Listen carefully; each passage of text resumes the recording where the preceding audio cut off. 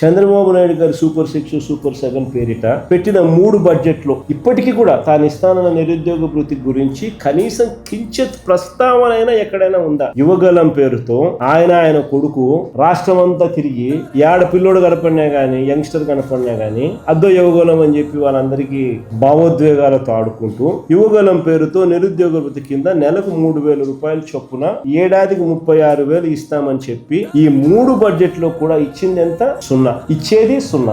ఏడాదికి వీళ్ళు చెప్పిన 20 లక్షల మందికి వేసుకున్న 7,200 కోట్లు ఇప్పటి వరకు యువతకు పడ్డ బకాయిలు ఈ 3 సంవత్సరాలలో 21,600 కోట్లు. ప్రతి నిరుద్యోగికి ఈయన బాకీ పడ్డ అమౌంట్ సంవత్సరానికి 36,000 ఇంటూ 3 ఏళ్ళు 1,08,000 రూపాయలు ప్రతి నిరుద్యోగికి చంద్రబాబు బాకీ. నిరుద్యోగ భృతి అంటూ హామీ ఇవ్వడం, తర్వాత దాన్ని చెత్తబుట్టలో వేయడం చంద్రబాబుకి తొలిసారి కాదు. Is habitual offender. తొలిసారి కాదు ఇది. ఇలా మోసం చేయడము, ఈ మాట చెప్పడం. తాను గెలిచిన 1999 ఎన్నికల మేనిఫెస్టో చూసినా ఇది కనిపిస్తుంది. తన 2014 ఎన్నికల మేనిఫెస్టో చూసినా ఇది కనిపిస్తుంది. మళ్ళీ ఇప్పుడు తన 2024 ఇప్పటి మేనిఫెస్టో చూసినా ప్రతిసారి ఈ హామీ చేస్తాడు, ఈ హామీ ఇస్తాడు. ప్రతి ఎన్నికల్లో ఓట్లు వేయించుకుంటాడు, తర్వాత నిస్సిగ్గుగా ఎగరగొడతాడు. అందుకనే యువతకు చంద్రబాబు నాయుడు గారు నిత్య మోసగాడు, నిత్య వంచకుడు.